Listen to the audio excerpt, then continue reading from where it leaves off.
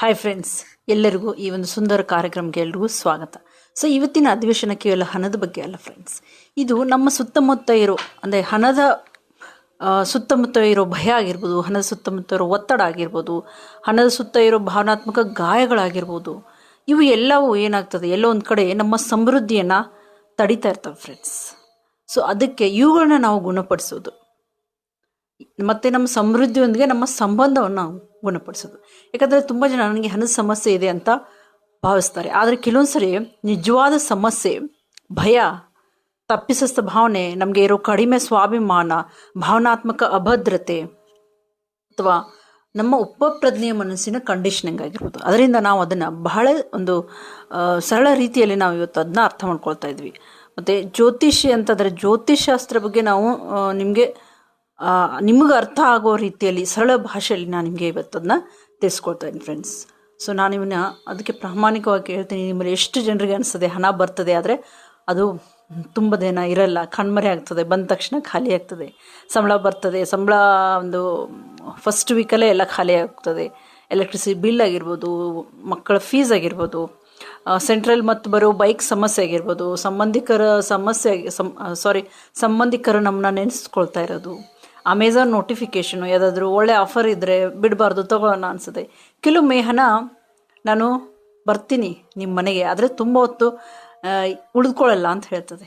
So ಆದರೆ ಇಂದು ಅದನ್ನು ನೀವು ತುಂಬ ಆಳವಾಗಿ ಅರ್ಥ ಮಾಡ್ಕೊಳ್ತೀರಿ ಫ್ರೆಂಡ್ಸ್. ಬಹುಶಃ ಸಮಸ್ಯೆ ಹೊರಗಿಲ್ಲ, ಬಹುಶಃ ನಮ್ಮೊಳಗೆ ಎಲ್ಲೋ ಸಮೃದ್ಧಿಯನ್ನು ತಡೆಯುವ ಕೆಲವು ಗುಪ್ತ ಭಯಗಳು ಮತ್ತು ನಂಬಿಕೆಗಳಿದ್ದಾವೆ ಫ್ರೆಂಡ್ಸ್. ಮತ್ತು ಅದನ್ನೇ ನಾವು ಹಣದ ಬ್ಲಾಕ್ ಅಂತ ಕರಿತೀವಿ. ಸೊ ಹಣದ ಬ್ಲಾಕ್ ಅಂದರೆ ಏನು? ಹಣದ ಬ್ಲಾಕ್ಗಳು ಹಣಕ್ಕೆ ಸಂಬಂಧಿಸಿದ ಗುಪ್ತ ಭಾವನಾತ್ಮಕ ಪ್ಯಾಟರ್ನ್ಗಳು, ಬಿಲೀಫ್ ಸಿಸ್ಟಮ್ಗಳು. ಸೊ ಪ್ರಜ್ಞಾಪೂರ್ವಕ ನಾವು ಹೇಳ್ತೀವಿ ನಮಗೆ ಹಣ ಬೇಕು, ನನಗೆ ಯಶಸ್ಸು ಬೇಕು, ನನಗೆ ಸಮೃದ್ಧಿ ಬೇಕು ಅಂತ ಹೇಳ್ತೀವಿ. ಆದರೆ ಉಪಪ್ರಜ್ಞೆಯಿಂದ ಅಂದರೆ ಒಳಗಡೆ ಸಬ್ಕಾನ್ಷಿಯಸ್ ಮೈಂಡಲ್ಲಿ ನಾವು ಒಳಗಡೆ ಏನು ಅನುಭವಿಸ್ತೀವಿ, ಹಣದಿಂದ ಒತ್ತಡ, ಹಣ ಗಳಿಸೋದು ತುಂಬ ಒತ್ತಡ ಇರುತ್ತೆ, ಕಷ್ಟ ಇರ್ತದೆ. ಶ್ರೀಮಂತರು ತುಂಬ ಸ್ವಾರ್ಥಿಗಳಾಗಿರ್ತಾರೆ, ಯಶಸ್ಸು ಅಪಾಯಕಾರಿ ಕೂಡ, ಎಷ್ಟು ದಿವಸದಲ್ಲೇ ಬರ್ಕೋಣ, ನಾವು ಸಮೃದ್ಧಿಗಾರರೇನಲ್ಲ, ಜೀವನ ಹೋರಾಟ ಆಗಿರಬೇಕು. ಆಗ ಮನಸ್ಸು ಪ್ರತಿರೋಧವನ್ನು ಸೃಷ್ಟಿಸ್ತದೆ. ಸೊ ಸರಳ ಉದಾಹರಣೆ ಹೇಳಬೇಕು ಅಂತಂದರೆ ಫ್ರೆಂಡ್ಸ್, ಕಾರ್ ಓಡಿಸ್ತಾ ಇದ್ದೀರಾ ಅಂದ್ಕೊಳ್ಳಿ, ಒಂದು ನಿಮ್ಮದು ಕಾಲು ಆಕ್ಸಿಲೇಟರ್ ಮೇಲೆ ಇದೆ, ಇನ್ನೊಂದು ಕಾಲು ಬ್ರೇಕ್ ಮೇಲಿದೆ. ಸೊ ಕಾರ್ ಅವಾಗ ಈಸಿಯಾಗಿ ಚಲಿಸ್ಬೋದಾ? ಇಲ್ಲ. ಜನರು ಬದುಕ್ತಾರೆ, ಒಂದು ಕಡೆ ನೋಡಿ ಯಶಸ್ಸು ಬೇಕು, ಇನ್ನೊಂದು ಕಡೆ ಯಶಸ್ಸಿನ ಭಯ. ಸೊ ಅದಕ್ಕೆ ನಿಮ್ಮಲ್ಲಿ ಎಷ್ಟು ಜನ ಹಣದ ಬಗ್ಗೆ ಅತಿಯಾಗಿ ಯೋಚಿಸ್ತೀರಾ, ಭವಿಷ್ಯದ ಬಗ್ಗೆ ಒತ್ತಡಕ್ಕೋಗ್ತಿದ್ದೀರಾ, ನಿಮ್ಮ ಮೇಲೆಯೇ ತಪ್ಪಿಸಿದ ಭಾವನೆ ನೀವನ್ನು ಅನುಭವಿಸ್ತಿದ್ದೀರಿ, ಹಣವನ್ನು ಗಳಿಸೋಕ್ಕೆ ಕೂಡ ನೀವು ಹಿಂದೆ ಮುಂದೆ ನೋಡ್ತಾ ಇದ್ದೀರಾ. ಸೊ ನೀವು ಒಂಟಿಯಾಗಿಲ್ಲ ಫ್ರೆಂಡ್ಸ್. ಹೆಚ್ಚಾಗಿ ಜನ ಭಾವನಾತ್ಮಕ ಹಣದ ಗಾಯಗಳನ್ನ ಮೌನವಾಗಿ ಅವರಲ್ಲಿ ಹೊತ್ಕೊಂಡಿದ್ದಾರೆ. ಅದು ಬಾಲ್ಯದ ಹಣದ ಪ್ರೋಗ್ರಾಮಿಂಗ್ ಇರ್ಬೋದು, ಅಂದರೆ ಅವರು ಬೆಳೆದ ರೀತಿ. ಈಗ ಈ ಸಪ್ರೇಷನ್ ಏನಿರುತ್ತೆ ಚಿಕ್ಕ ವಯಸ್ಸಲ್ಲಿ ಆಗಿರೋದು, ಅದು ಒಂದು ಬೇರೆ ರೀತಿಯಲ್ಲಿ ಇವಾಗ ಕಾಣಿಸ್ಕೊಳ್ತಾ ಇರ್ತದೆ ಅವರಿಗೆ. ಸೊ ಅದನ್ನು ನಾವು ಅರ್ಥ ಮಾಡ್ಕೊಳ್ತಾ, ಹೆಚ್ಚಿನ ಇವು ಹಣದ ನಂಬಿಕೆಗಳು ಏನಾಗಿದೆ ಅಂದರೆ ನಮ್ಮ ಬಾಲ್ಯದಲ್ಲೇ ಉಟ್ಕೊಳ್ತವೆ ಫ್ರೆಂಡ್ಸ್. ಮಕ್ಕಳಾಗಿದ್ದಾಗ ನಾವು ಪದೇ ಪದೇ ತಂದೆ ತಾಯಿ ಮಾತಾಡೋದನ್ನು ಕೇಳ್ತಾ ಇರ್ತೀವಿ. ಹಣ ಕಷ್ಟ, ಶ್ರೀಮಂತರು ಸ್ವಾರ್ಥಿಗಳಾಗಿರ್ತಾರೆ, ಜೀವನ ಹೋರಾಟನೇ ಇರ್ತದೆ ಜೀವನ ಇಡೀ. ನಾವು ಮಿಡಲ್ ಕ್ಲಾಸ್ದವರು, ಮಧ್ಯಮ ವರ್ಗದವರು, ನಾವು ದೊಡ್ಡ ಕನಸು ನಮಗೆ ಕಾಣಬಾರ್ದು, ನಾವು ಹಣ ಮರಗಳ ಮೇಲೆ ಬೆಳೆಯಲ್ಲ. ಸೊ ನಿಧಾನವಾಗಿ ಇದು ನಮ್ಮ ಸಬ್ಕಾನ್ಷಿಯಸ್ ಮನಸ್ಸಿನಿಂದ ಇವುಗಳನ್ನು ಸತ್ಯ ಅಂತ ನಂಬಕ್ಕೆ ಶುರು ಮಾಡ್ತದೆ. ಮತ್ತು ಯಾವುದನ್ನು ನಮ್ಮ ಸಬ್ಕಾನ್ಷಿಯಸ್ ಮೈಂಡ್ ಸತ್ಯ ಅಂತ ಸ್ವೀಕರಿಸ್ತು ಅದೇ ನಮ್ಮ ಜೀವನದಲ್ಲಿ ನಡೀತಾ ಹೋಗ್ತದೆ. ಇದನ್ನ ನಾನು ಸುಮಾರು ಕ್ಲಾಸಲ್ಲಿ ತುಂಬ ಸರಿ ಇದನ್ನ ಡೀಟೇಲಾಗಿ ವಿವರಿಸಿದ್ದೀನಿ ಕೂಡ. ಸೊ ಚಿಕ್ಕ ಮಗು, ಅದರ ಪೋಷಕರು ಹಣಕ್ಕಾಗಿ ಜಗಾಡ್ತಾ ಇದ್ದಾರೆ ಅಂದ್ಕೊಳ್ಳಿ, ಪ್ರತಿ ತಿಂಗಳು ಬಿಲ್ಗಳು, ಎಲೆಕ್ಟ್ರಿಸಿಟಿ ಬಿಲ್ಗಳು, ಆ ಬಿಲ್ಗಳು, ಈ ಬಿಲ್ಗಳು, ಒತ್ತಡ, ತ್ಯಾಗ, ಚಿಂತೆ. ಆ ಮಗು ಅದನ್ನೆಲ್ಲ ನೋಡಿಬಿಟ್ಟು ಹಣದ ಭಯವನ್ನು ಅನುಭವಿಸ್ತಾ ಇರ್ತದೆ ಫ್ರೆಂಡ್ಸ್. ಒತ್ತಡ ಮತ್ತು ಒತ್ತಡದೊಂದಿಗೆ ಅದು ಸಂಯೋಜಿಸ್ತಾ ಅದು ಬೆಳೀತದೆ ಫ್ರೆಂಡ್ಸ್. ಸೊ ನಂತರ ಬೆಳೆದ ನಂತರ ಕೂಡ ಆ ಮಗುವಿನ ಮನಸ್ಸು ಇನ್ನೂ ಹಣದ ಸುತ್ತ ಇರೋ ಅಸುರಕ್ಷಿತ ಅಂತ ಭಾವಿಸೋಕ್ಕೆ ಅದು ಪ್ರಾರಂಭ ಮಾಡ್ತದೆ. ಸೊ ಅದಕ್ಕಾಗಿ ಕೆಲವು ಜನ ಸುಲಭವಾಗಿ ಭಯಪಡ್ತಾರೆ, ಹಣವನ್ನು ಉಳಿಸೋಕ್ಕೆ ಸಾಧ್ಯ ಇಲ್ಲ, ಅಧಿಕ ಜವಾಬ್ದಾರಿಗೆ ಅಂದರೆ ಎಕ್ಸ್ಟ್ರಾ ಜವಾಬ್ದಾರಿಗೆ, ಆರ್ಥಿಕ ಸಮಸ್ಯೆಗೆ, ಆರ್ಥಿಕ ಜವಾಬ್ದಾರಿ ಎದುರ್ತಾ ಇರ್ತಾರೆ. ಅಥವಾ ವಿಷಯಗಳು ಸರಿಯಾಗಿದ್ದರೂ, ಎಲ್ಲವೂ ಸರಿಯಾಗಿದ್ದರೂ ಕೂಡ ಚಿಂತೆ ಮಾಡ್ತಾ ಇರ್ತಾರೆ. ಸೊ ನಾವು ಪೋಷಕರನ್ನ ಇಲ್ಲಿ ದೂಷಿಸ್ತಾ ಇಲ್ಲ ಫ್ರೆಂಡ್ಸ್. ನಮ್ಮ ಪೋಷಕರು ಪಾಪ ಅವರಿಗೆ ಎಷ್ಟು ತಿಳಿದೆ ಅಷ್ಟು ನಮಗೆ ಕಲಿಸಿದ್ದಾರೆ. ಆದರೆ ಇಲ್ಲಿ ಗುಣಪಡಿಸೋದು ಮತ್ತು ಜವಾಬ್ದಾರಿಯನ್ನು ತೆಗೆದುಕೊಳ್ಳೋದು ನಮ್ಮ ಕೆಲಸ. ಸೊ ಒಂದು ತುಂಬ ಶಕ್ತಿಶಾಲಿ ಲೈನ್ ಇದೆ. ಅಂದರೆ ಈಗ ಜ್ಯೋತಿಷ್ಯವನ್ನು ಸರಳವಾಗಿ ಅರ್ಥ ಮಾಡ್ಕೊಳ್ಳೋಣ. ಜ್ಯೋತಿಷ್ ಅಂದರೆ ನಿಮಗೆ ಅರ್ಥ ಆಗದೇ ಇರ್ಬೋದು, ಬಟ್ ನಾನು ನಿಮಗೆ ಸರಳ ರೀತಿಯಲ್ಲೇ ಅದನ್ನ ಹೇಳ್ತೀನಿ. ಮಂಗಳ ಗ್ರಹ ಅಂದರೆ ಸೂರ್ಯನ ಗ್ರಹ, ಮಂಗಳ ಗ್ರಹ, ಆಮೇಲೆ ಶುಕ್ರ ದೆಸೆ ನಡೆದಿದೆ ಅಂತ ಕೇಳ್ತಾ ಇರ್ತೀವಿ ನೋಡಿ. ಅದೆಲ್ಲ ಅವನ್ನು ಕನ್ಫ್ಯೂಸ್ ಮಾಡ್ಕೋಬೇಡಿ. ಆದರೆ ನಾನು ನಿಮಗೆ ತುಂಬ ಈಸಿಯಾಗಿ ಅದೇನು ಅಂತ ಹೇಳ್ತೀನಿ. ಸೊ ಗ್ರಹ ಕೆಟ್ಟದಾಗಿದೆ, ಜೀವನ ಮುಗಿದಿದೆ ಅಂತ ಜ್ಯೋತಿಷರು ಹೇಳ್ತಾ ಇರ್ತಾರೆ. ಸೊ ನಾವು ಅದಕ್ಕೆ ಹೆದರಬಾರ್ದು ಫ್ರೆಂಡ್ಸ್. ಜ್ಯೋತಿಷ್ಯವು ಏನು ಗೊತ್ತಾ, ಒಂದು ಕನ್ನಡಿ ಇದ್ದಂಗೆ ಅದು. ಆದರೆ ಭವಿಷ್ಯವನ್ನು ರೂಪಿಸೋದು ನಾವು. ಇದು ನಮಗೆ ಅರ್ಥ ಮಾಡ್ಕೊಳ್ಳೋಕ್ಕೆ ಸಹಾಯ ಮಾಡ್ತದೆ, ಕನ್ನಡಿ ಇದ್ದಂಗೆ. ಸೊ ನಮ್ಮ ಭಾವನಾತ್ಮಕ ಪ್ಯಾಟರ್ನ್ಸ್ಗಳು, ಭಯ, ಆಸಕ್ತಿಗಳು, ಪಾಠಗಳು ಮತ್ತು ನಮ್ಮ ಉಪಪ್ರಜ್ಞೆಯ ಪ್ರವೃತ್ತಿಗಳೇನಿದಾವೆ, ಕೆಲವು ಗ್ರಹಗಳು ಇವುಗಳ ಮೇಲೆ ಪರಿಣಾಮ ಬೀರ್ತದೆ.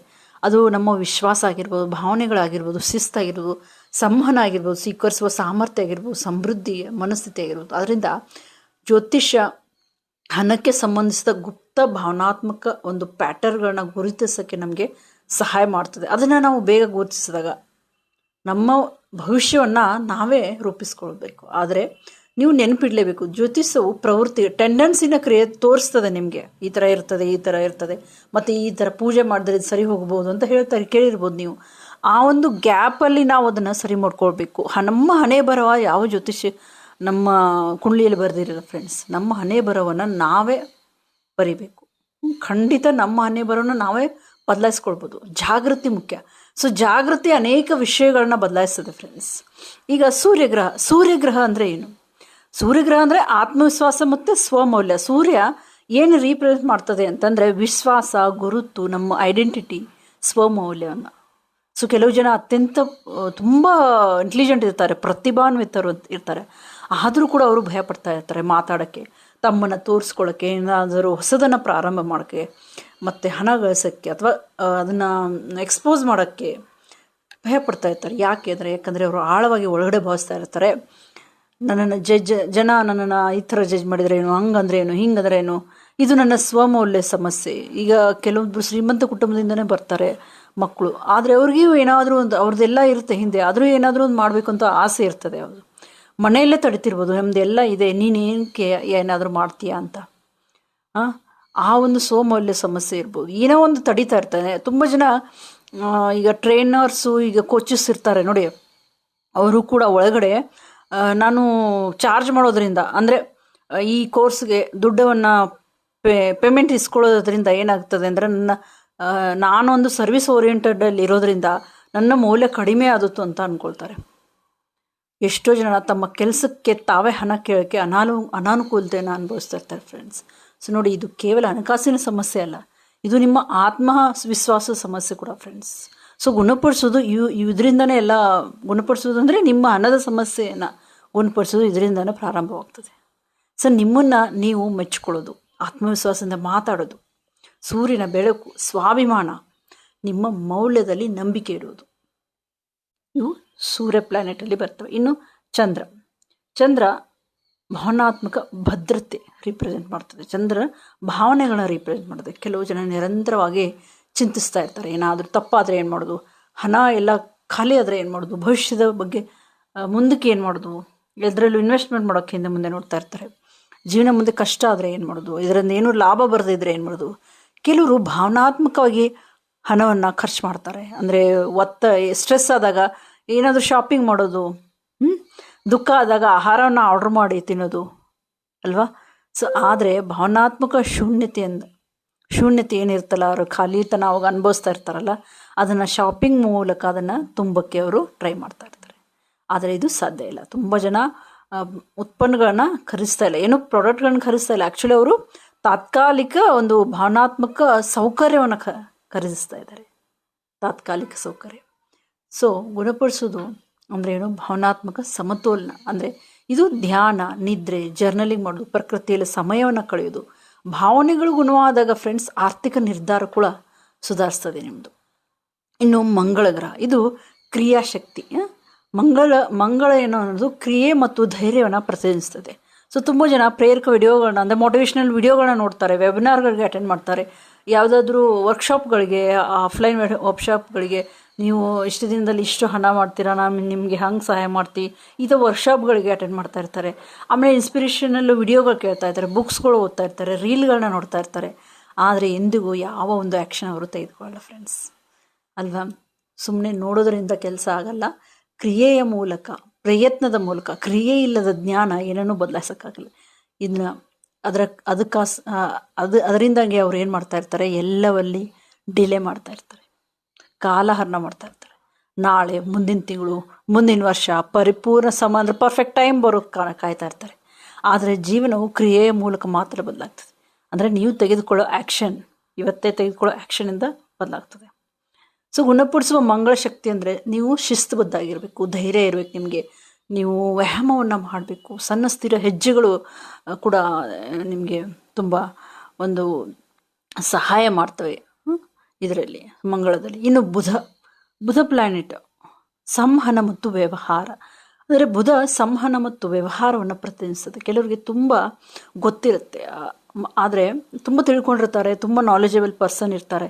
ಆದರೂ ಕೂಡ ಆತ್ಮವಿಶ್ವಾಸದಿಂದ ಬೇರೆಯವ್ರ ಜೊತೆ ವ್ಯವಹರಿಸೋಕ್ಕೆ ಅವರು ಸಾಧ್ಯ ಆಗಲ್ಲ, ನಾಚಿಕೆ ಪಡ್ತಾ ಇರ್ತಾರೆ, ತಮ್ಮನ್ನು ತಾವು ಪ್ರಚಾರ ಮಾಡ್ಕೊಳ್ಳಲ್ಲ, ಏನೋ ಒಂದು ಒಳಗಡೆ ಹೆದರಿಕೆ, ಸಾರ್ವಜನಿಕವಾಗಿ ಮಾತಾಡೋಕ್ಕೆ ಬರಲ್ಲ ಅವರಿಗೆ, ಎಲ್ಲ ಗೊತ್ತಿದ್ರು ಕೂಡ. ವಿಶೇಷವಾಗಿ ಈ ಡಾಕ್ಟರ್ಸ್ ಮತ್ತು ಆಧ್ಯಾತ್ಮಿಕದಲ್ಲಿರ್ತಾರೆ ಅಂಥ ಜನರು ಕೂಡ ಹಣನ ನಾವು ಏನಾದರೂ ಅಂದರೆ ಇದಕ್ಕೆ ನಾವು ಚಾರ್ಜ್ ಮಾಡಿದರೆ, ಹಣವನ್ನು ಇಸ್ಕೊಂಡು ನಾವು ಸರ್ವಿಸ್ ಕೊಟ್ಟರೆ ಜನರು ನಮ್ಮನ್ನು ಏನು ಅಂದ್ಕೊಳ್ಬೋದೇನೋ ಅನ್ನೋ ನಿರ್ಣಯ ಜಡ್ಜ್ ಮಾಡ್ತಾರೇನೋ ಅನ್ನೋ ಒಂದು ಮನೋಭಾವನೆ ಅದರಲ್ಲಿ.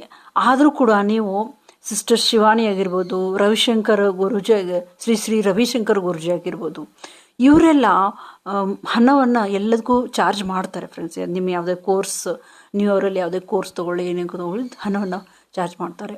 ಅವರು ಎಷ್ಟು ಕೋಟ್ಯಾಧೀಶ್ವರ ಆಗಿದ್ದಾರೆ. ಎಲ್ಲರ ಸರ್ವಿಸ್ಸಿಂದನೇ ಹಣವನ್ನು ತೆಗೆದುಕೊಳ್ಳು. ಅದೇ ಹಣವನ್ನು ಅವರು, ನಾನು ನಿಮಗೆ ಮುಂದಕ್ಕೆ ಹೇಳ್ತೀನಿ, ಅದೇ ಹಣವನ್ನು ಮತ್ತೆ ಅವರು ಈ ಸರ್ವಿಸ್ ಇದರಲ್ಲೇ ಮತ್ತೆ ಇನ್ವೆಸ್ಟ್ ಮಾಡ್ತಾರೆ. ಅದು ಜನರ ಕಲ್ಯಾಣಕ್ಕೋಸ್ಕರನೇ ಮಾಡ್ತಾರೆ. ಸೊ ಈ ಥರ ಮನೋಭಾವನೆ ಕೆಲವರಲ್ಲಿ ಇರ್ತದೆ. ಆದರೆ ಮುಖ್ಯವಾದದನ್ನ ನೀವು ನೆನ್ಪಿಡಿ, ವೈದ್ಯರು ಅಂದರೆ ಡಾಕ್ಟರ್ಸ್ಗಳು ಪೇಮೆಂಟನ್ನು ಚಾರ್ಜ್ ಮಾಡದೇ ಇದ್ದರೆ, ಟೀಚರ್ಸ್ಗಳು ಫೀಸನ್ನು ತೆಗೆದುಕೊಳ್ಳದೇ ಇದ್ದರೆ, ಹೋಟೆಲಲ್ಲಿ ಕೊಡೋ ನಾವು ದುಡ್ಡು, ಹೋಟೆಲ್ ಶುಲ್ಕ, ನಾವು ಹೋಟೆಲ್ ಏನಾದರೂ ತಿನ್ನಕ್ಕೆ ಹೋದಾಗ ದುಡ್ಡು ಕೊಡ್ತೀವಿ. ಎಲ್ಲರೂ ಒಂದು ರೀತಿಯಲ್ಲಿ ನಾವು ಕೊಡೋದು ತಗೊಳ್ಳೋದು ಸರ್ಕಲ್ ಇದ್ದಂಗೆ ಫ್ರೆಂಡ್ಸ್. ಇದು ಅದು ಬರ್ತಾ ಇರ್ತದೆ, ಹೋಗ್ತಾ ಇರ್ತಾರೆ. ಹಾಗಾದರೆ ಈಗ ಡಾಕ್ಟರ್ಸ್ಗಳು ಪ್ರಾಮಾಣಿಕವಾಗಿ ಶುಲ್ಕ ವಿಧಿಸುವ ತಪ್ಪಿಸಿಸ್ತಾರಂತ ನಾವು ಯಾಕೆ ಭಾವಿಸ್ಬೇಕು? ಅವ್ರ ಹತ್ರ ನಾವು ಚಾರ್ಜ್ ತೊಗೊಂಡ್ರೆ ಅವ್ರು ಸರ್ವಿಸ್ ಅಂತಾರೆ, ಸೋಷಿಯಲ್ ಸರ್ವಿಸ್ ಅಂತಾರೆ, ಮತ್ತೆ ಯಾಕೆ ದುಡ್ಡು ಕೇಳ್ತಾರೆ ಅಂತ ನಾವು ಅಂತೀವಿ. ಬಟ್ ದುಡ್ಡು ಕೇಳೋದು ನಮಗೂ ಕೂಡ ಅನಿಸುತ್ತೆ, ನಾವು ಉಚಿತವಾಗಿ ಏನೋ ತೆಗೆದುಕೊಳ್ಬಾರ್ದು ಅಂತ ಕೆಲವೊಬ್ಬರು ಇರುತ್ತೆ. ಬಟ್ ಕೆಲವೊಬ್ಬರಲ್ಲಿ ಅದು ಎಲ್ಲಿ ಉಚಿತ ಸಿಗುತ್ತೆ ಅಂತಲೇ ಅವರು ಇದು ಮಾಡ್ತಾ ಇರ್ತಾರೆ. ಬಟ್ ಅವರಿಗೆ ಎಷ್ಟು ಕಷ್ಟ ಆಗ್ತಾ ಇರ್ತದೆ. ಅವು ಯಾವುದು ಎಂದು ಬೈಯಿಂಗ್ ಅಂದರೆ ಇನ್ಕಮಿಂಗ್ ಔಟ್ ಗೋಯಿಂಗ್ ಇದ್ದೇ ಇರ್ತದೆ ಎಲ್ಲದರಲ್ಲೂ. ಸೊ ಹಾಗಾದರೆ ಜನರಿಗೆ ಸಹಾಯ ಮಾಡೋದನ್ನು ಮುಂದುವರ್ಸೋಕ್ಕೆ ಹಣ ನಿಮಗೆ ಆ್ಯಕ್ಚುಲಿ ಹೇಳಬೇಕಂದ್ರೆ ಜನರಿಗೆ ಸಹಾಯ ಮಾಡೋದನ್ನು ಮುಂದುವರ್ಸೋಕ್ಕೆ ಹಣ ನಿಮಗೆ ಇನ್ನೂ ಅವಕಾಶ ಕೊಡ್ತದೆ ಫ್ರೆಂಡ್ಸ್. ಹಣ ಇಲ್ಲದೆ ಮುಂದುವರಿಕೆ ಆಗಲ್ಲ. ಸೊ ಪ್ರಾಮಾಣಿಕ ಒಂದು ವಿನಿಮಯದಲ್ಲಿ ತೆಗೆದುಕೊಳ್ಳೋದು ಕೊಡೋದ್ರಲ್ಲಿ, ಆ ವಿನಿಮಯದಲ್ಲಿ ಯಾವುದೇ ತಪ್ಪಿಲ್ಲ ಫ್ರೆಂಡ್ಸ್. ಇದು ನಮಗೆ ಬುಧ ಕಲಿಸ್ತದೆ. ಇನ್ನು ಗುರು ಸಮೃದ್ಧಿ ಮತ್ತು ನಂಬಿಕೆ. ಗುರು ಸಮೃದ್ಧಿ ಮತ್ತು ಬುದ್ಧಿವಂತಿಕೆಯನ್ನು ರಿಪ್ರೆಸೆಂಟ್ ಮಾಡ್ತದೆ. ಗುರು ಶಕ್ತಿ ದುರ್ಬಲವಾಗಿದ್ದಾಗ ಜನರು ಬೇಗನೆ ಭರವಸೆನ ಕಳ್ಕೊಳ್ತಾರೆ. ಕೆಲವರು ನಿರಂತರವಾಗಿ ಯೋಚನೆ ಮಾಡ್ತಾರೆ, ನನಗೆ ಏನೂ ಕೆಲಸ ಆಗಲ್ಲ, ನನ್ನಿಂದ ಏನೂ ಆಗಲ್ಲ, ನನ್ನ ಗ್ರಹ ಚೆನ್ನಾಗಿಲ್ಲ, ನನ್ನ ಅದೃಷ್ಟ ಚೆನ್ನಾಗಿಲ್ಲ, ಜೀವನ ನನಗೆ ತುಂಬ ಅನ್ಯಾಯ ಮಾಡ್ತು. ಕೆಲವರು ಎಲ್ರಿಗೂ ಅತಿಯಾಗಿ ಕೊಡ್ತಾ ಇರ್ತಾರೆ, ಕೊಡೋದಷ್ಟೇ ಗೊತ್ತು, ಆದರೆ ತಮ್ಮನ್ನು ಸಂಪೂರ್ಣವಾಗಿ ನಿರ್ಲಕ್ಷಿಸ್ತಾರೆ. ಇದು ಅಸಮತೋಲನ, ಇಲ್ಲಿ ಇಂಬ್ಯಾಲೆನ್ಸ್ ಆಗ್ತದೆ. ನಿಜವಾದ ಸಮೃದ್ಧಿ ಅಂದರೆ ನಿಮ್ಮನ್ನು ನಾಶಪಡಿಸ್ಕೊಳ್ಳದೆ ಇತರರಿಗೆ ಸಹಾಯ ಮಾಡೋದು. ಗುರುವನ್ನು ಗುಣಪಡಿಸೋದು ಇದನ್ನು ಒಳಗೊಂಡಿದೆ. ಕೃತಜ್ಞತೆ. ಗುರುವನ್ನು ಗುಣಪಡಿಸೋದು ಅಂದರೆ ಏನು? ಕೃತಜ್ಞತೆ, ನಂಬಿಕೆ ಇಡೋದು, ಕಲಿಕೆ, ಬುದ್ಧಿವಂತಿಕೆ, ಸಮತೋಲನದೊಂದಿಗೆ ಉದಾರತೆ. ಎಲ್ಲವೂ ಸಮತೋಲನವಾಗಿರಬೇಕು ಫ್ರೆಂಡ್ಸ್. ಬರೀ ಕೊಡೋದಷ್ಟೇ ಅಲ್ಲ, ತೆಗೆದುಕೊಳ್ಳೋದಷ್ಟೇ ಅಲ್ಲ, ಕೊಡೋದು ಕೂಡ. ಓಕೆ, ಇದು ಗುರು. ಇನ್ನು ಶುಕ್ರ ಪ್ಲಾನೆಟ್ ಏನು ಹೇಳ್ತದೆ ನಮಗೆ ಅಂದರೆ, ಶುಕ್ರ ಅಂದರೆ ಶಕ್ತಿನ ಪಡೆಯೋದು ಫ್ರೆಂಡ್ಸ್. ಶುಕ್ರವು ಏನು ಪ್ರತಿನಿಧಿಸ್ತದೆ ಅಂತಂದರೆ ಪಡೆಯುವುದು, ಆನಂದ, ಸೌಂದರ್ಯ, ಸೌಕರ್ಯ, ಸ್ವಪ್ರೀತಿ. ತುಂಬ ಜನರಿಗೆ ಕೊಡಬೇಕಂತ ಗೊತ್ತಿರುತ್ತೆ, ಆದರೆ ಹೇಗೆ ಸ್ವೀಕರಿಸ್ಬೇಕನ್ನೋದು ಗೊತ್ತಿರಲ್ಲ ಫ್ರೆಂಡ್ಸ್. ಯಾರೋ ಹೇಳ್ತಾರೆ ನೀವು ಸುಂದರವಾಗಿ, ಅಂದರೆ ನಿಮ್ಗೆ ಯಾರಾದರೂ ನೀವು ತುಂಬ ಚೆನ್ನಾಗಿ ಕಾಣಿಸ್ತಾ ಇದ್ದೀರಾ ಅಂತಂದರೆ ನೀವು ಅಯ್ಯೋ ಇಲ್ಲಪ್ಪ ಆ ಥರ ಏನಿಲ್ಲ ಅಂತೀರ. ಆದರೆ ಅದು ರಿಜೆಕ್ಟ್ ಮಾಡ್ದಂಗೆ ಆಗುತ್ತೆ. ಅಲ್ಲಿ ನೀವು ಆಕ್ಸೆಪ್ಟ್ ಮಾಡಬೇಕದನ್ನ. ಯಾರೋ ನಿಮ್ಮನ್ನ ಕೆಲಸದಲ್ಲಿ ಹೊಗಳ್ತಾರೆ, ನೀವು ಅದನ್ನು ಯಾವುದೋ ಒಂದು ರೀತಿಯಲ್ಲಿ ತಿರಸ್ಕರಿಸ್ತೀರ. ಅದು ನೀವು ಆ ಲಕ್ ಬಂದಾಗ ನೀವು ಅದನ್ನು ಎಕ್ಸೆಪ್ಟ್ ಮಾಡಬೇಕು. ಯಾರು ಸಹಾಯ ಮಾಡೋಕ್ಕೆ ಬಯಸ್ತಾರೆ, ಆದರೆ ನೀವು ಏನಂತೀರ, ಬೇಡ ನಿಮ್ಗೆ ಯಾಕೆ ತೊಂದರೆ, ನೀವು ತಪ್ಪಿಸ್ತೀರ ಅಂತ ಭಾವಿಸ್ತೀರ ಫ್ರೆಂಡ್ಸ್. ಆದರೆ ನಿಮಗೆ ಸಹಾಯ ತೊಗೊಂಡು ಮತ್ತೆ ನೀವು ಅವ್ರಿಗೆ ಸಹಾಯ ಮಾಡ್ಬೋದು. ಕೆಲವರು ಹಣದ ವಿಷಯದಲ್ಲೂ ಅದನ್ನು ಅನುಭವಿಸ್ತಾ ಇರ್ತಾರೆ. ತುಂಬ ಜನ ಆ ಉಪಪ್ರಜ್ಞೆಯಿಂದ ಸ್ವೀಕರಿಸೋದನ್ನು ನಿರ್ಬಂಧಿಸ್ತಾರೆ, ಅಂದರೆ ಕಂಟ್ರೋಲ್ ಮಾಡ್ಕೊಳ್ತಾರೆ ತಮ್ಮ ಮೈಂಡನ್ನು. ಸೊ ಇಲ್ಲಿ ಹೀಲಿಂಗ್ ಅಂದರೆ ನಿಮ್ಮ ಹಣದ ಸಮಸ್ಯೆಯನ್ನು ಹೀಲಿಂಗ್ ಮಾಡೋದಂದರೆ ಅಪರಾಧ ಪ್ರಜ್ಞೆಯ ಬದಲು ನೀವು ಕೃತಜ್ಞತೆಯಿಂದ ಅದನ್ನು ಸ್ವೀಕರಿಸೋದು ಫ್ರೆಂಡ್ಸ್. ಶನಿ ಏನು ಪ್ರತಿನಿಧಿಸ್ತದೆ ಅಂದರೆ ಅತಿ ದೊಡ್ಡ ಹಣದ ಶಿಕ್ಷಕ ಶನಿ ಒಂದು. ಸೊ ಶನಿ ನಮ್ಗೇನು ಕಲಿಸ್ತದೆ? ಶಿಸ್ತನ್ನು ಕಲಿಸ್ತದೆ, ಸ್ಥಿರತೆಯನ್ನು ಕಲಿಸ್ತದೆ, ಜವಾಬ್ದಾರಿ ತಾಳ್ಮೆಯನ್ನು ಕಲಿಸ್ತದೆ ಫ್ರೆಂಡ್ಸ್. ತುಂಬ ಜನ ಇಂದು ವೆಬಿನಾರ್ ಏನೋ ಒಂದು ಕೇಳಕ್ಕೆ ಹೋಗಿರ್ತಾರೆ ಅಂದ್ಕೊಳ್ಳಿ, ನಾಳೆನೇ ನಮ್ಗೆ ದುಡ್ಡು ಬಂದುಬಿಡ್ಬೇಕು, ನಾನು ಕೋಟ್ಯಾಧಿಪತಿ ಆಗಬೇಕು ಅಂದ್ಕೊಳ್ತಾರೆ ಅಲ್ವಾ? ಅದು ಸಾಧ್ಯನಾ? ಆದರೆ ನಿಜವಾದ ಯಶಸ್ಸು ನಿಮ್ಮ ಸ್ಥಿರತೆಯಲ್ಲಿದೆ. ನೀವೆಷ್ಟು ಕನ್ಸಿಸ್ಟೆನ್ಸಿಯಾಗಿ ಒಂದು ದಿನ ಬಿಡಲ್ಲದೆ ಮಾಡ್ತಾ ಇದ್ದೀರಾ, ತಾಳ್ಮೆಯಲ್ಲಿದೆ, ಪ್ರಯತ್ನದಲ್ಲಿದೆ, ನಿಮ್ಮ ಪ್ರಬುದ್ಧತೆಯಲ್ಲಿದೆ ಫ್ರೆಂಡ್ಸ್. ಶನಿ ವಿಳಂಬ, ಸ್ವಲ್ಪ ಡಿಲೇ ಆಗ್ತದೆ, ಆದರೆ ದೀರ್ಘಕಾಲೀನ ಯಶಸ್ಸನ್ನು ನಿಮಗೆ ನೀಡ್ತದೆ ಫ್ರೆಂಡ್ಸ್. ಶನಿ ನಿಮ್ಗೇನು ಕಲಿಸ್ತದೆ ಅಂದರೆ ಸ್ಥಿರವಾಗಿ ಕೆಲಸ ಮಾಡಿ, ನಿಧಾನವಾಗಿ ನಿರ್ಮಿಸಿ, ಆದರೆ ಶಿಸ್ತಿನಿಂದ ಇರಿ. ನೀವು ಒಂದೇ ಕೆಲಸ ಮಾಡಿದ್ರು ತಾಳ್ಮೆಯಿಂದ ಅದನ್ನು ಒಂದು ದಿನ ಬಿಡಲ್ಲದೆ ಮಾಡಿ ಅಂತ. ಆಧ್ಯಾತ್ಮಿಕತೆ ಮತ್ತು ಇವಾಗ ಹಣದ ಬಗ್ಗೆ ತಿಳ್ಕೊಳ್ಳೋಣ. ಈ ಭಾಗ ಬಹಳ ಮುಖ್ಯ ಫ್ರೆಂಡ್ಸ್. ತುಂಬ ಜನ ಒಳ್ಳೆಯ ಹೃದಯದ ಜನರು ರಹಸ್ಯವಾಗಿ ಏನು ನಂಬ್ತಾರೆ ಅಂದರೆ, ನಾನು ಹಣ ಗಳಿಸಿದ್ರೆ ನಾನು ಸ್ವಾರ್ಥಿ ಅಂದ್ಕೊಳ್ತೀನಿ ಅಂತ. ಹಣ ಒಂದು ಕೆಟ್ಟ ಇದರಲ್ಲಿ ನೋಡ್ತಾ ಇರ್ತಾರೆ ಕೆಲವರು. ಆದರೆ ಹಣ ಕೆಟ್ಟದಲ್ಲ ಫ್ರೆಂಡ್ಸ್. ಅವಳಿಗೆ ಸಹಾಯ ಮಾಡ್ಬೋದು, ಶಿಕ್ಷಣವನ್ನು ಬೆಂಬಲಿಸ್ಬೋದು. ಅಂದರೆ ನಮಗೆ ಆ ಸರ್ವೀಸಿಂದ ನಾವು ಕೊಡೋ ಸರ್ವೀಸಿಂದ ನಮಗೆ ಹಣ ಬಂತು ಅಂತಂದರೆ ನಾವು ಅದನ್ನು ಒಳ್ಳೆಯದಕ್ಕೆ ಯೂಸ್ ಮಾಡ್ಕೊಳ್ಳೋಣ. ನಾವೇನಾದರೂ ಕೆಟ್ಟದಕ್ಕೆ ಯೂಸ್ ಮಾಡ್ಕೊಳ್ತೀವ? ಈಗ ನಾವು ಕೊಡೋ ಸರ್ವಿಸ್ಗೆ, ಈಗ ನಾನೊಂದು ಕೋಚು, ನಾನು ಫೀಸ್ ತೊಗೊಂಡು ನಾನು ಕೋಚ್ ಮಾಡಿದರೆ ಆ ಹಣವನ್ನು ನಾನು ಮತ್ತೆ ಕೋಚಿಂಗೇ ಯೂಸ್ ಮಾಡೋದು. ಬೇರೆ ಬೇರೆ ಇನ್ನೂ ಅಡ್ವಾನ್ಸ್ಡ್ ಕಲಿಯೋಕ್ಕಾಗಿರ್ಬೋದು, ಎದರಲ್ಲಾದರೂ ಇನ್ವೆಸ್ಟ್ಮೆಂಟ್ ಮಾಡೋದಾದರೂ, ಅಂದರೆ ನನ್ನ ಕೋಚಿಂಗ್ ರಿಲೇಟೆಡ್ ಜನಗಳಿಗೆ ನಾನು ಇನ್ನೂ ಏನು ಕೊಡ್ಬೋದು ಅನ್ನೋದನ್ನು ಅದರಲ್ಲೂ ನಾನು ಇನ್ವೆಸ್ಟ್ಮೆಂಟ್ ಮಾಡಬೇಕಾಗ್ತದೆ. ಸೊ ಇಲ್ಲಾಂದರೆ ನಾವು ಬೇರೆ ಶಿಕ್ಷಣದಲ್ಲಿ ಬೆಂಬಲಿಸ್ಬೋದು. ಆರೋಗ್ಯವಂತ ಜನರಿಗೆ ನಾವು ಆರೋಗ್ಯವಂತ ಇರಲಿಕ್ಕೆ ನಾವು ಯಾವ ಪ್ರಾಡಕ್ಟನ್ನು ರೆಡಿ ಮಾಡ್ಬೋದು, ಅದರಲ್ಲಿ ನಾವು ಇನ್ವೆಸ್ಟ್ಮೆಂಟ್ ಮಾಡಬೇಕಾಗ್ತದೆ. ಈಗ ಮೆಡಿಸಿನ್ ಬದಲಾಗಿ ಸಪ್ಲಿಮೆಂಟು, ಒಳ್ಳೆ ಸಪ್ಲಿಮೆಂಟು, ಏನು ಕೆಮಿಕಲ್ಸ್ ಹಾಕಲ್ದೆ ಯಾವುದೇ ಒಂದು ನ್ಯಾಚುರಲ್ ಆಗಿರೋ ಸಪ್ಲಿಮೆಂಟ್ಗಳನ್ನ ನಾವು ಮಾಡಬೇಕು ಅಂತ ನಮ್ಮಲ್ಲಿ ಆಸೆ ಇದ್ದರೆ ಅದು ನಮ್ಮ ಆರೋಗ್ಯದಲ್ಲಿ ಇನ್ವೆಸ್ಟ್ಮೆಂಟೇ. ಅದನ್ನು ಕೂಡ ನಾವು ಜನಗಳಿಗೆ ತಾನೇ ಕೊಡ್ತಾ ಇರೋದು. ಅವ್ರ ಹತ್ರ ಹಣವನ್ನು ಇಸ್ಕೊಂಡು ಮತ್ತೆ ಅವ್ರಿಗೇನೆ ಕೊಡಬೇಕನ್ನೋ ಒಂದು ದೃಷ್ಟಿಕೋನದಿಂದನೇ ನಾವು ಇನ್ವೆಸ್ಟ್ ಮಾಡೋದು ಅದೇ ದುಡ್ಡನ್ನು. ಇನ್ ದ ಸೆನ್ಸ್ ನಾನೇನು ಹೇಳಕ್ಕೆ ಹೋಗ್ತಾ ಇದ್ದೀನಿ ಅಂತಂದರೆ, ಹಣ ಕೆಟ್ಟದಲ್ಲ. ನಾವು ಅದರಿಂದ ಕುಟುಂಬಗಳಿಗೆ ಸಹಾಯ ಮಾಡ್ಬೋದು, ಶಿಕ್ಷಣನ ಬೆಂಬಲಿಸ್ಬೋದು, ಆರೋಗ್ಯವಂತ ಜನರಿಗೆ ಆರೋಗ್ಯಕ್ಕೆ ಸಹಾಯ ಮಾಡ್ಬೋದು, ಹಸಿದ ಜನರಿಗೆ ಆಹಾರ ನೀಡ್ಬೋದು, ಜಾಗೃತಿನ ಹರಡ್ಬೋದು. ದಯೆಯುಳ್ಳ ಜನರು ಬಡವರಾಗಿದ್ದರೆ, ತುಂಬ ಕೈಂಡ್ ಆಗಿರ್ತಾರೆ ನೋಡಿ, ಅವರು ಬಡವರಾಗಿದ್ದರೆ ಮತ್ತು ಸ್ವಾರ್ಥಿಗಳು ಮಾತ್ರ ಶ್ರೀಮಂತರಾದರೆ ಸಮಾಜ ಸುಧಾರಿಸ್ತದ ಫ್ರೆಂಡ್ಸ್. ಅರ್ಥ ಮಾಡ್ಕೊಳ್ಳಿ. ಈಗ ತುಂಬ ಕೈಂಡ್ ಆದರೂ ಬಡವರಾಗೆ ಉಳಿದ್ರು ಅಂದ್ಕೊಳ್ಳಿ, ಮತ್ತು ಸ್ವಾರ್ಥಿಗಳು ಯಾರಿಗೆ ಇನ್ನೂ ಅವರಿಗೆ ಸಹಾಯ ಮಾಡೋ ಇಂಟ್ರೆಸ್ಟ್ ಇರಲ್ಲ, ಇದರಲ್ಲಾದರೂ ಇನ್ವೆಸ್ಟ್ಮೆಂಟ್ ಮಾಡೋ ಒಂದು ಇಂಟ್ರೆಸ್ಟ್ ಇರಲ್ಲ, ಅಂಥವರೇ ಶ್ರೀಮಂತರ ಆಗ್ತಾ ಹೋದರೆ ಸಮಾಜ ಸುಧಾರಿಸ್ತದ? ಇಲ್ಲ ಅಲ್ವಾ?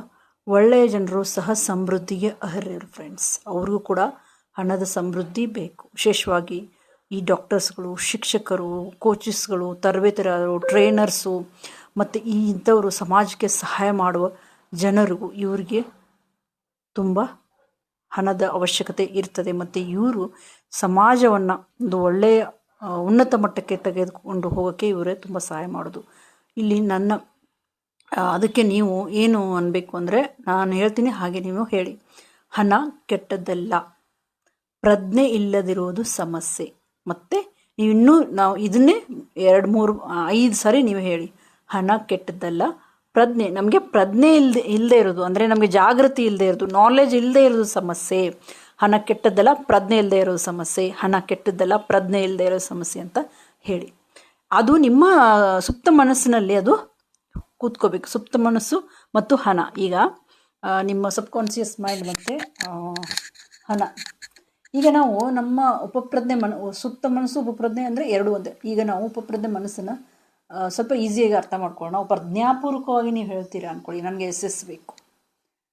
ಆದರೆ ನೀವು ಕಾನ್ಸಿಯಸ್ ಆಗಿ ಹೇಳ್ತೀರಾ ನನಗೆ ಎಸ್ ಬೇಕು, ಹಣ ಬೇಕು, ಸಮೃದ್ಧಿ ಬೇಕು ಅಂತ ಹೇಳ್ತೀರಾ. ಅದರ ಒಳಗಡೆ ನೀವು ನಾನು ಇನ್ವೆಸ್ಟ್ ಮಾಡಿದರೆ ಅಥವಾ ಅದನ್ನು ತೊಗೊಂಡ್ರೆ ಭಯ ಇದ್ದರೆ, ನನಗೆ ಅದು ಕೆಲಸ ಮಾಡ್ತಿದ್ರೆ ಏನು ಮಾಡೋದು, ನನಗೆ ಅಂದರೆ ನಾನು ಫೆಲ್ಯೂರಿಗೆ ಭಯ ಪಡ್ತೀನಿ, ಟೀಕೆ ಮಾಡಿದರೆ ಮತ್ತೆ ನನಗೆ ಯಾರೋ ದುಡ್ಡು ಕೊಡದೇ ಇದ್ದರೆ ಜವಾಬ್ದಾರಿ ನಂದು, ಈ ಟೀಕೆ ಜವಾಬ್ದಾರಿ ನಿರಾಕರಣೆ ತೀರ್ಪು ನಂತರ ನಿಮ್ಮ ಮನಸ್ಸು ಪ್ರತಿರೋಧವನ್ನು ಸೃಷ್ಟಿಸಲು ಶುರುವಾಗ್ತದೆ.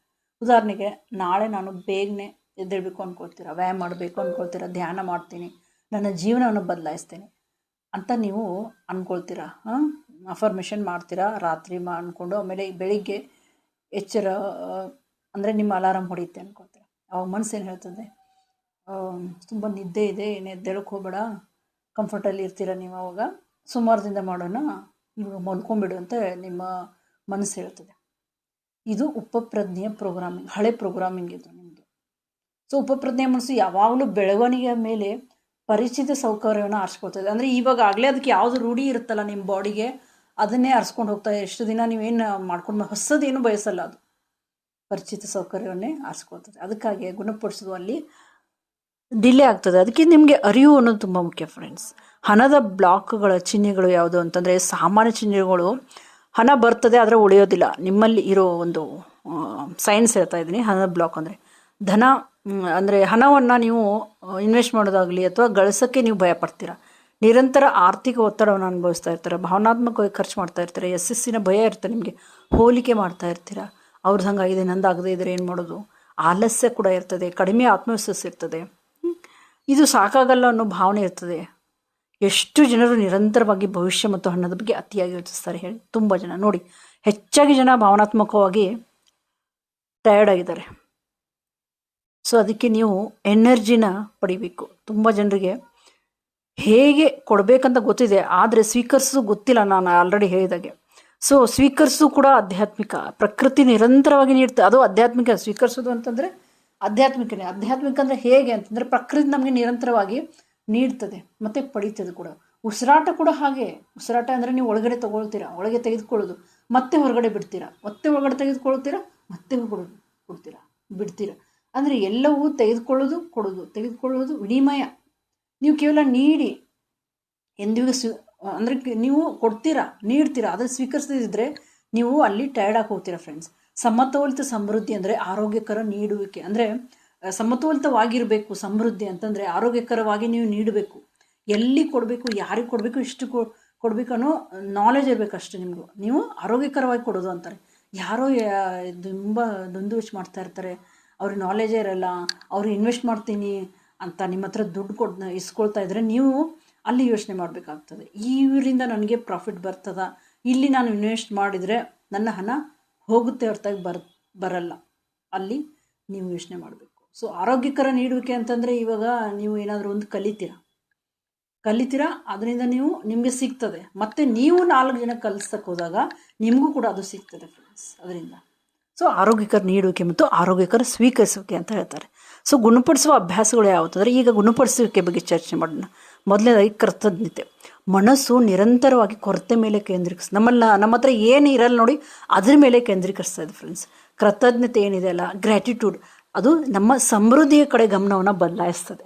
ಸೊ ಅದಕ್ಕೆ ನಾನು ನಿಮಗೆ ಯಾವಾಗಲೂ ಹೇಳ್ತಾ ಇದ್ದೆ ನೋಡಿ, ಗ್ರ್ಯಾಟಿಟ್ಯೂಡ್ ಪ್ರಾಕ್ಟೀಸ್ ಮಾಡಿ. 3 ಯಾವುದಾದ್ರೂ ಇವತ್ತಿನ ದಿನದ್ದು ಒಳ್ಳೆಯದು ಏನಾದರೂ ನಡೆದಿದ್ರೆ ನಿಮ್ಮ ಜೀವನದಲ್ಲಿ, ಅದನ್ನು 1, 2, 3 ಎಷ್ಟಾದರೂ ಆಗಿದೆ ಅದನ್ನ ಬರೀರಿ ಅಂತ. ಪ್ರತಿದಿನ ಬೆಳಿಗ್ಗೆ ಬರೀರಿ, ನಾನು ಯಾವುದಕ್ಕೆ ಇವತ್ತು ಕೃತಜ್ಞತೆ ಆಗಿದ್ದೇನೆ, ನನ್ನ ಜೀವನದಲ್ಲಿ ಈಗಾಗಲೇ ಯಾವ ಒಂದು I am blessed for what, ನಾನು ಯಾವ ಆಶೀರ್ವಾದ ನನಗೆ ಸಿಕ್ಕಿದೆ. ನಿಧಾನವಾಗಿ ಮನಸ್ಸು ನಿಮ್ಮದು ಅವಾಗ ಶಾಂತವಾಗ್ತಾ ಹೋಗ್ತದೆ. ಮತ್ತು ಅಫರ್ಮೇಷನ್ ಕೂಡ ಭಾವನಾತ್ಮಕವಾಗಿ ನೀವು ರಿಪೀಟೆಡ್ಲಿ ಪದಗಳನ್ನು ಉಪಪ್ರಜ್ಞೆ ಮನಸ್ಸಿನ ಮೇಲೆ ಪ್ರಭಾವವು ಬೀರ್ತದೆ. ಪ್ರತಿದಿನ ನೀವು ನಾನು ಸಮೃದ್ಧಿಗೆ ಅರ್ಹ, ನಾನು ಸುರಕ್ಷಿತವಾಗಿ ಹಣವನ್ನು ಪಡಿತೀನಿ, ದುಂದುವೆ ನಾನು ಎಲ್ಲಿ ಇನ್ವೆಸ್ಟ್ಮೆಂಟ್ ಮಾಡೋದು ಅದನ್ನ ಪ್ರೀತಿಯಿಂದ ನೋಡ್ತೀನಿ, ಹಣವನ್ನು ಪ್ರೀತಿಯಿಂದ ಇನ್ವೆಸ್ಟ್ ಮಾಡ್ತೀನಿ, ನನ್ನ ಹಣ ನನ್ನ ಜೀವನದಲ್ಲಿ ಶಾಂತಿಯುತವಾಗಿ ಹರಿತದೆ, ನಾನು ಕೊರತೆಯ ಮನಸ್ಥಿತಿಯನ್ನು ಬಿಡುಗಡೆ ಮಾಡ್ತೀನಿ, ನಾನು ಅದನ್ನು ಎಲ್ಲಾದರೂ ಕೊಡೋದಿದ್ರೆ ನನ್ನ ಅಂದರೆ ಯಾವುದಕ್ಕೆ ಯೂಸ್ ಮಾಡಬೇಕು ಉಪಯೋಗಿಸ್ಬೇಕು ಅದಕ್ಕೆ ಉಪಯೋಗಿಸ್ತೀನಿ, ದುಂದು ವೆಚ್ಚ ಮಾಡಲ್ಲ, ನಾನು ಹಣವನ್ನು ಬುದ್ಧಿವಂತಿಕೆಯನ್ನು ಗೌರವಿಸ್ತೀನಿ, ಭಾವನೆಯಿಂದಾಗಿ ನಿಧಾನವಾಗಿ ಇದನ್ನು ಮಾತಾಡಬೇಕು ನೀವು. ಇದು ಅಫರ್ಮೇಷನ್ ಆಯಿತು. ಇನ್ನು ವಿಜುವಲೈಸೇಷನ್ ಹೇಗೆ ಮಾಡಬೇಕು ಅಂತಂದರೆ, ನಿಮಗೆ ಯಾವುದಾದ್ರೂ ಕನಸಿದ್ರೆ ಮನಸ್ಸು ಕಲ್ಪನೆಗೆ ಬಲವಾಗಿ ಪ್ರತಿಕ್ರಿಯಿಸುತ್ತೆ. ನಿಮ್ಮ ಮನಸ್ಸು ಅಂದರೆ ನೀವು ಯಾವ ರೀತಿ ಅದನ್ನು ದೃಶ್ಯೀಕರಣ ಮಾಡ್ತೀರೋ ಕಲ್ಪನೆಗೆ ಅದು ತುಂಬ ಸ್ಟ್ರಾಂಗ್ ಆಗಿ ಪ್ರತಿಕ್ರಿಯೆ ಮಾಡ್ತದೆ. ಪ್ರತಿದಿನ ಕಣ್ಣುಗಳನ್ನ ಮುಚ್ಚಿ ಮತ್ತು ಅದನ್ನು ವಿಜುವಲೈಸೇಷನ್ ಮಾಡ್ಕೊಳ್ಳಿ. ಶಾಂತಿಯುತ ಜೀವನ. ನಿಮ್ಮ ಹಣ ಈಗ ಹಣದಿಂದನೇ ನಿಮ್ಮ ಮನೇಲಿ ಸಮಸ್ಯೆಗಳಾಗ್ತಾ ಇದ್ದಾವೆ, ಜಗಳ ಆಗ್ತಾ ಇದ್ದಾವೆ ಅಂತ ಅಂದ್ಕೊಳ್ಳಿ. ಸೊ ನಾನು ಸಮೃದ್ಧಿಗಾರಾಗಿ ಹಣ ನನಗೆ ಹರಿದು ಬರ್ತಾ ಇದೆ, ಈ ಥರ ನೀವು ಅಫರ್ಮೇಷನ್ ಮಾಡಿದ್ಮೇಲೆ ವಿಜುವಲೈಸೇಷನ್ ಹೇಗೆ ಮಾಡಬೇಕು ಅಂತಂದರೆ, ಆ ಹಣ ಬಂದಮೇಲೆ ನಿಮ್ಮ ಮನೆಯಲ್ಲಿ ಯಾವ ರೀತಿ ಸಂತೋಷ ಇರುತ್ತೆ, ಶಾಂತಿಯುತ ಆಗಿರ್ತೀರ, ಹೊರಗಡೆ ಹೋಗಿರ್ತೀರ ನೀವು, ಆಮೇಲೆ ನಿಮ್ಮ ಫ್ಯಾಮಿಲಿ ಜೊತೆ ತುಂಬ ಚೆನ್ನಾಗಿ ಸಮಯವನ್ನು ಸ್ಪೆಂಡ್ ಮಾಡ್ತಾ ಇರ್ತೀರ, ಅದನ್ನು ವಿಜುವಲೈಸೇಷನ್ ಮಾಡ್ಕೊಳ್ಳಿ. ನೀವು ಆ ಹಣವನ್ನು ಬೇರೆಯವರಿಗೆ ಸಹಾಯ ಮಾಡೋಕ್ಕೆ ಮತ್ತು ಸಮೃದ್ಧಿಗೆ, ಭಾವನಾತ್ಮಕ ಶಾಂತಿ, ಇದೆಲ್ಲ ನೀವು ಅದನ್ನ ವಿಜುವಲೈಸೇಷನ್ ಮಾಡ್ಕೊಳ್ಳಿ. ಸೊ ಮೆದುಳು ನಿಧಾನವಾಗಿ ಹೊಸ ಭಾವನಾತ್ಮಕ ಪ್ಯಾಟರ್ನ್ಗಳನ್ನ ರಚಿಸೋಕ್ಕೆ ಪ್ರಾರಂಭಿಸ್ತದೆ. ಅದಕ್ಕೆ ಕ್ರಿಯೆ ಕೂಡ ಮುಖ್ಯ ಫ್ರೆಂಡ್ಸ್. ಇದು ವಿಜುವಲೈಸೇಷನ್ ಆಯಿತು. Affirmation, visualisation. ಇನ್ನು ಕ್ರಿಯೆ ಕೂಡ ಮುಖ್ಯ, ಆ್ಯಕ್ಷನ್ ಕೂಡ ಮುಖ್ಯ. ಕ್ರಿಯೆ ಇಲ್ಲದೆ ಅಫರ್ಮೇಷನ್ ಅಭಿವ್ಯಕ್ತಿ ಫ್ಯಾಂಟಸಿ ಆಗಿಬಿಡ್ತದೆ ಫ್ರೆಂಡ್ಸ್. ನೀವು ಸಾಧ್ಯ ಇಲ್ಲ, ಕ್ರಿಯೆಗೆ ಭಯಪಡೋದು, ಕಲಿಕೆಯನ್ನು ತಪ್ಪಿಸೋದು, ಅಸಂಗತವಾಗಿರೋದು ಮತ್ತು ಪವಾಡಗಳನ್ನ ನಿರೀಕ್ಷಿಸೋದು. ನಾನೊಂದು ಇವತ್ತು ನಿಜ ಹೇಳ್ತೀನಿ ಫ್ರೆಂಡ್ಸ್, ನಾನು ಹೆಲ್ತ್ ಕೋಚ್ ಕಲಿಯುವಾಗ ಲಾಕ್ಡೌನಲ್ಲಿ ನಾನು ಬೇರೆ ಬೇರೆ ಇನ್ಸ್ಟಿಟ್ಯೂಟಲ್ಲಿ ಕಲಿತಾಗ ನಾನು 7ರಿಂದ 8 ಲಕ್ಷ ಖರ್ಚು ಮಾಡಿದ್ದು. ನಿಜವಾಗ್ಲೂ ಹೇಳ್ತಾ ಇದ್ದೀನಿ, ಇದರಲ್ಲಿ ಯಾವುದು ನಾನು ಇಲ್ಲಿ ಸುಮ್ಮನೆ ಹೇಳ್ತಾ ಇಲ್ಲ. ಆವಾಗ ನಾನು ಇದನ್ನು ಕಲಿತು ನಾನು ಬೇರೆಯವರಿಗೆ ಸಹಾಯ ಮಾಡಬೇಕು, ತುಂಬ ಜನಗೆ ಸಹಾಯ ಮಾಡಬೇಕು ಅಂತ ನಾನು ತುಂಬ ಮನಸ್ಸಲ್ಲಿ ಬಂತು ಆ ಟೈಮಲ್ಲಿ. ಸೊ ನಾನು ಅದನ್ನು ಸಾಧ್ಯ ಇಲ್ಲ, ಕ್ರಿಯೆಗೆ ಭಯಪಡ್ತಾ ಇದ್ದರೆ ನಾನು ಅಷ್ಟು ಕಲಿಯೋಕ್ಕೂ ಆಗ್ತಾಯಿಲ್ಲ. ಇವತ್ತು ನಾನು ನಿಮ್ಮ ಮುಂದೆ ಬಂದು ಇದನ್ನೆಲ್ಲ ಹೇಳಿಕೊಡೋಷ್ಟು ನನಗೆ ಜ್ಞಾನ ಕೂಡ ಬರ್ತಾ ಇರಲಿಲ್ಲ ಫ್ರೆಂಡ್ಸ್. ಮತ್ತು ಇದನ್ನೆಲ್ಲ ಈ ಅಫರ್ಮೇಷನ್ ಆಗಲಿ, ವಿಜುವಲೈಸೇಷನ್ ಆಗಲಿ, ಕ್ರಿಯೆ ಆಗಲಿ, ಇವೆಲ್ಲ ನಾನು ನನ್ನ ಜೀವನದಲ್ಲಿ ನಿಜವಾಗ್ಲೂ ಅಳವಡಿಸ್ಕೊಂಡು ಬದಲಾವಣೆ ಆಗಿರೋದಕ್ಕೆ ನಾನು ಇನ್ನೊಬ್ಬರಿಗೆ ಗೈಡ್ ಮಾಡ್ತೀನಿ. ನಾನು ಸುಮ್ಮನೆ ಗೈಡ್ ಮಾಡಲ್ಲ, ನಾನು ಯಾವಾಗಲೂ ನಾನು ಅದನ್ನು ಪ್ರಾಕ್ಟಿಕಲಾಗಿ ಯೂಸ್ ಮಾಡಿ ಅಥವಾ ಅದನ್ನು ಅನುಭವಿಸಿರ್ತೀನಿ ನೋಡಿ, ಅದೇ ಬೇರೆಯವರು ಕೂಡ ಅನುಭವಿಸ್ಬೇಕು ಅನ್ನೋ ದೃಷ್ಟಿಯಿಂದನೇ ನಾನು ಕಲ್ತಿದ್ದು, ಇವಾಗ ಹೇಳ್ತಾ ಇರೋದು ಕೂಡ. ಸೊ ಭಯ ಪಡೋದು, ಕಲಿಕೆಯನ್ನು ತಪ್ಪಿಸೋದು, ಅಸಂಗತವಾಗಿರೋದು ಮತ್ತು ಪವಾಡಗಳನ್ನ ನೀವು ಮ್ಯಾಜಿಕ್ಗಳನ್ನ ನಿರೀಕ್ಷಿಸ್ತಾ ಇದ್ದಿದ್ರೆ ಆಗಲ್ಲ. ಕ್ರಿಯೆಯಲ್ಲಿ ನೀವು ಅದಕ್ಕೋಸ್ಕರ ಏನು ಮಾಡಬೇಕು, ಯಾವ ಕ್ರಿಯೆಯನ್ನು ತೆಗೆದುಕೊಳ್ಬೇಕು. ಕ್ರಿಯೆ ಅಂದರೆ ನಾನು ಕಲಿತೆ, ಕ್ರಿಯೆ ಏನು ಕಲಿತೆ, ಅದು ನಾಲೆಜ್ ಆಯಿತು ನನಗೆ. ಕ್ರಿಯೆ ಏನು ಮಾಡಿದೆ, ನಾನು ಈ ಸೋಷಿಯಲ್ ಮೀಡ್ಯಾದಲ್ಲಿ ವಿಡಿಯೋಗಳನ್ನ ಮಾಡಿ ಹಾಕಿದೆ, ಜನರು ನೋಡಲಿ, ನಾನು ಏನು ಮಾಡಬೇಕು ಅಂದ್ಕೊಂಡಿದ್ದೀನಿ ಅದನ್ನು ಅರ್ಥ ಮಾಡ್ಕೊಳ್ಳಿ ಅಂತ ನಾನು ವಿಡಿಯೋಗಳನ್ನ ಮಾಡಿ ಹಾಕೋಕ್ಕೆ ಶುರು ಮಾಡಿದೆ. ದಿನಕ್ಕೆ 1 ಗಂಟೆ ನಾನು ಓದ್ತೀನಿ ಬುಕ್ಗಳನ್ನ, ಬೇರೆ ಬೇರೆ ಬುಕ್ಗಳನ್ನ ಓದ್ತೀನಿ. ಸೊ ಇದೆಲ್ಲ ಕ್ರಿಯೆಯಲ್ಲಿ ಬರ್ತದೆ. ನಾನು ಓದದೇ ಇದ್ದರೆ, ನಾನು ಮೊದಲು ತಿಳ್ಕೊಳ್ತಾ ಇದ್ದರೆ ನಿಮ್ಮ ಮುಂದೆ ನನಗೆ ಹೇಗೆ ಹೇಳಕ್ಕೆ ಬರ್ತದೆ. ಸೊ ಅದರಿಂದ ಬರೋ ದುಡ್ಡಿಂದ ನಾನು ಮತ್ತೆ ನಿಮಗೆ ಎಲ್ಲ ಹೇಳ್ಕೊಡೋಕ್ಕೆ ನನಗೆ ಕೆಲವೊಂದು ಟೆಕ್ನಿಕಲ್ ಬೇಕು, ಟ್ರೈಪಾಡ್ ಬೇಕು, ಮೈಕ್ ಬೇಕು, ಎಲ್ಲವೂ ಬೇಕಲ್ವ, ಅದಕ್ಕೋಸ್ಕರ ದುಡ್ಡು ಬೇಕು. ಸೊ ಗುಣಪಡಿಸುವುದು ಪ್ಲಸ್ ಕ್ರಿಯೆ ಒಟ್ಟಾಗಿ ರೂಪಾಂತರವನ್ನು ಸೃಷ್ಟಿಸ್ತದೆ ಫ್ರೆಂಡ್ಸ್. ಸ್ವಾರ್ಥದೇ ಇದು ಅತ್ಯಂತ ಮುಖ್ಯ. ಯಾಕಂದರೆ ಕೆಲವೊಮ್ಮೆ ಸಮಸ್ಯೆ ಹಣದ ಕೊರತೆ ಅಲ್ಲ, ಐ ಆಮ್ ನಾಟ್ ಇನಫ್ ಅನ್ನೋ ಒಂದು ನೆಗೆಟಿವಿಟಿ ನಿಮ್ಮಲ್ಲಿ ಇರಬಾರ್ದು. ನಿಮ್ಮನ್ನು ನೀವು ಹೋಲಿಸ್ಕೋಬಾರ್ದು, ನಿಮ್ಮ ಬಗ್ಗೆ ನಿಮಗೆ ಹೆಮ್ಮೆ ಇರಬೇಕು. ನಿಮ್ಮನ್ನು ನೀವು ಕಡಿಮೆ ಅಂದಾಜು ಮಾಡೋದನ್ನು ಬಿಡಬೇಕು. ಸೊ ಭಯ ಇರಬಾರ್ದು, ಟೀಕೆಯ ಭಯ. ಯಾರೇನೇ ನನಗೆ ಕಮೆಂಟ್ಸ್ ಮಾಡ್ತಾರೆ, ಕೆಲವೊಬ್ರು ನಿಮಗೆ ಚೆನ್ನಾಗಿ ಮಾತಾಡೋಕ್ಕೆ ಬರಲ್ಲ ಅಂತ ಹೇಳಿದರು, ನೀವೇನು ಹೇಳ್ತಾ ಇದ್ರೆ ನಮ್ಗೆ ಅರ್ಥನೇ ಆಗ್ತಾಯಿಲ್ಲ ಅಂತ ಹೇಳಿದರು. ನನಗೆ ಯಾವುದನ್ನು ನನಗೆ ಕ್ಯಾಮ್ರಾ ಮುಂದೆ ಬರೋಕ್ಕೆ, ನಾನು ನೋಡೋಕ್ಕೆ ಹಂಗೆ ಕಾಣಿಸ್ತೀನಿ, ಹಿಂಗೆ ಕಾಣಿಸ್ತೀನಿ, ಯಾರೇನು ಅಂದ್ಕೊಳ್ತಾರೆ, ಕ್ಯಾಮ್ರಾ ಮುಂದೆ ಹೆಂಗೆ ಮಾತಾಡಲಿ ಅಂತ ಇನ್ನೂ ಎಷ್ಟೊಂದು ನನಗೂ ನೆಗೆಟಿವಿಟಿ ಇತ್ತು.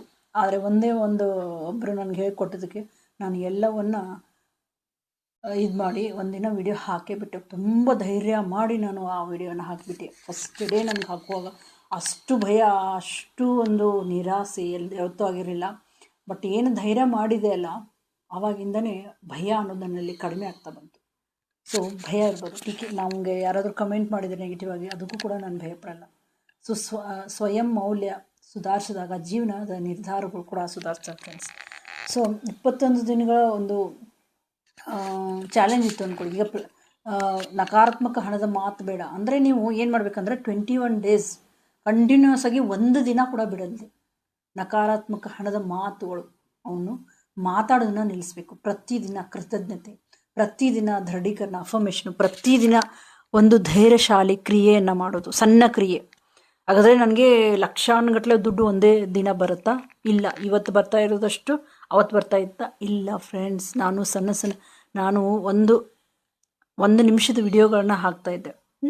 ಪ್ರತಿದಿನ ಕೃತಜ್ಞತೆ ಅಭ್ಯಾಸ ಮಾಡ್ತಾಯಿದ್ದೆ, ಪ್ರತಿದಿನ ದೃಢೀಕರಣ ಮಾಡ್ತಾಯಿದ್ದೆ. ಧೈರ್ಯವಾಗಿ ನಾನು ಕ್ರಿಯೆಯಲ್ಲಿ ಹೇಗೆ ತಂದುಕೊಳ್ಳಿ ದಿನಕ್ಕೊಂದು ವಿಡಿಯೋ ಹಾಕಲೇಬೇಕು. ಈ ಥರ ಮಾಡಿ ಇವಾಗ ದಿನಕ್ಕೆ 5 ವಿಡಿಯೋ ಹಾಕ್ತೀನಿ ನಾನು. ಈ ಥರ ಮಾಡಿ ನನಗೆ ಅದು ಅಭ್ಯಾಸ ಆಗೋ ಥರ ಮಾಡಿದೆ. ಸೊ ಸಣ್ಣ ದೈನಂದಿನ ಬದಲಾವಣೆಗಳು ನಮಗೆ ಒಂದು ಸ್ಟ್ರಾಂಗ್ ಆದ ರೂಪಾಂತರವನ್ನು ಸೃಷ್ಟಿಸ್ತವೆ. ಬಹುಶಃ ನಮ್ಮ ಪೇರೆಂಟ್ಸು ಆರ್ಥಿಕವಾಗಿ ಕಷ್ಟಪಟ್ಟಿರ್ಬೋದು, ಬಹುಶಃ ಅವರು ಭಯದಲ್ಲಿ ಬದುಕಿರ್ಬೋದು. ಆದರೆ ನೀವು ಮುಂದಿನ ಪೀಳಿಗೆ ಏನಿದೆಯಲ್ಲ, ಭಯವನ್ನು ಬಿಡುವುದನ್ನು, ರವಾನಿಸೋದನ್ನು ನಿಲ್ಲಿಸ್ಬೋದು. ನೀವು ಸೃಷ್ಟಿಸುವ ಅಂದರೆ ಇದನ್ನು ಬದಲಾವಣೆ ಮಾಡುವ, ಬೇರೆಯನ್ನು ಸೃಷ್ಟಿಸುವ ವ್ಯಕ್ತಿ ಆಗ್ಬೋದು. ಅರಿವಿನ ಮುಖಾಂತರ, ವಿಶ್ವಾಸದ ಮುಖಾಂತರ, ಆರೋಗ್ಯಕರ ಮನಸ್ಥಿತಿಯ ಮುಖಾಂತರ, ಭಾವನಾತ್ಮಕ ಸಮತೋಲನ ಮುಖಾಂತರ. ಅದೇ ಪವಿತ್ರ ಚಿಕಿತ್ಸೆ ಫ್ರೆಂಡ್ಸ್. ಸೊ ಅಂತಿಮ ಗುಣಪಡಿಸುವ ಒಂದು ಎಕ್ಸಸೈಸ್ ಏನಂದರೆ, ಈಗ ಎಲ್ಲರೂ ಕಣ್ಣು ಮುಚ್ಚಿ ಮತ್ತು ಆಳವಾಗಿ ಉಸಿರನ್ನು ತೆಗೆದುಕೊಳ್ಳಿ.